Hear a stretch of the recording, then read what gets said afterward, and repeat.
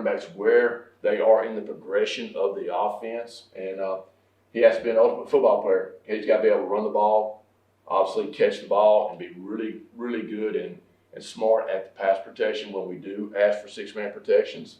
And there again, this all goes back to the quarterback, teaching your quarterback that he's got to get used to that running back as being a check down, a fifth receiver, an expander, or something like that as you go through.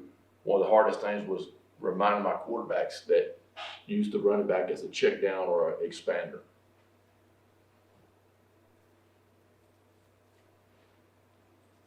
These are some things where we're looking at our running back as a first read guy. Obviously, this is mesh, some kind of mesh, some kind of form of mesh. If you're getting a lot of man free, you feel like you're going to get a man situation, red zone, something like that.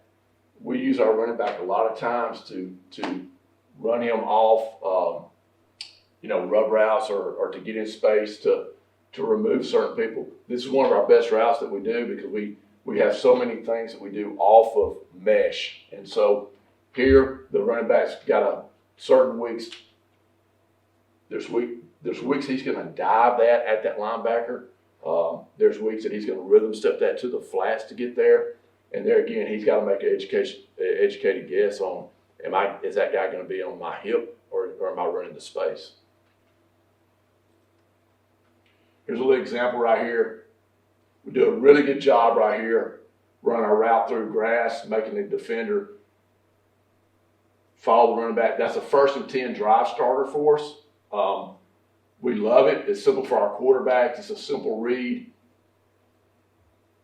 And there again, it's a pitch and catch with our running back. We love him to have the ball. If we can rewind that real quick, let me show you this. This team right here basically dropped 10 people.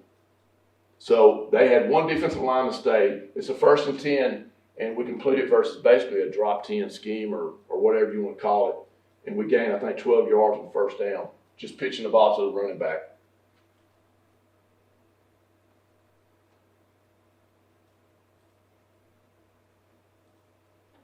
Here's the rear shot of it. What the running back is right here, he feels like it's going to be a zone coverage, so he kind of rhythm steps this, let things happen, and our running back coach, Coach McGavin, does a great job with these guys, telling them to kind of rhythm step this, let things flow out, and then use your space and your best route to get there. We really don't teach a specific route for that guy to get there. It's a rhythm step and kind of judge your guy and see where you have to get to beat him to the flats. And it's okay if you're covered because it's going to open up windows in here for other stuff.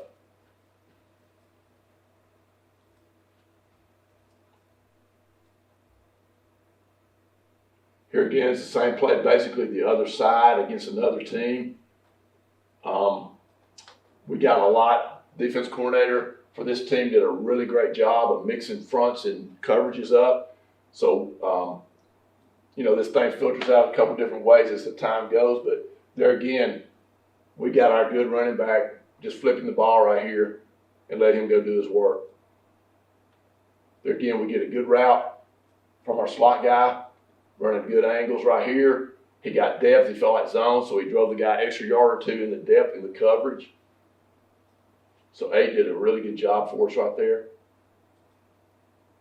This is the butt shot. You can see the windows. I know this is a dark video, but the thing I like from our room, quarterback room, is that we create a lot of room in there. Deltas, triangles, windows, whatever you teach and call it, but it creates a lot of movement for your inside backers.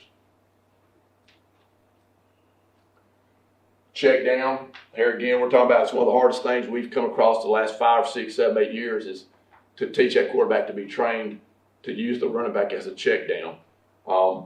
Like I said, we do have some 6-man protection. We have some 7-man protections. But as a rule, we like to spread the ball out, use the running back as a 5th receiver. So we have to spend time teaching that quarterback to find out where he's at and to use him. Here's your typical sail route. You go back to the air raid days and typical sail. We have probably hit the running back over the last 5 years as much as probably between the running back and the out cut. off the safety read probably is our main throw off this. And so there again, we're getting a lot of spacing. We're getting every part of the field. We feel like we've got a guy that can run and get open. So here again, we're going to show you some stuff. But our running back, his rule right there, he's going to, what we use the term check collision. And what he's looking for, am I getting a blitzer? And I think later on in the film, you're going to see we get trapped from the corner, from the boundary corner. And I don't know if we're running away from that or not, but we get a lot of, the guys in our league are really good defensive coaches, really defensive coordinators who do a great job. So you have to be ready for everything. So this guy right here is checking for collision. The running back's rule is I'm going to the cross or the sail side and I'm checking for collision. If I get any kind of threat to hit my quarterback, my first priority is to block that collision. If not, we're going to check, expand the field. And like right here, we took our slot receiver that night in situations and we put him at our F spot because we thought we would get a lot of drop, 6, 7, 8 drop or some man. So we would sub him there. He could also run the football, but he was predominantly a slot receiver for us.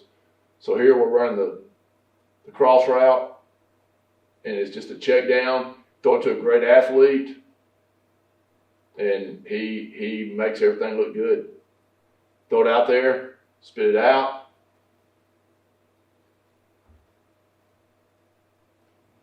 And he makes a great play out of it. Probably 80-yard play.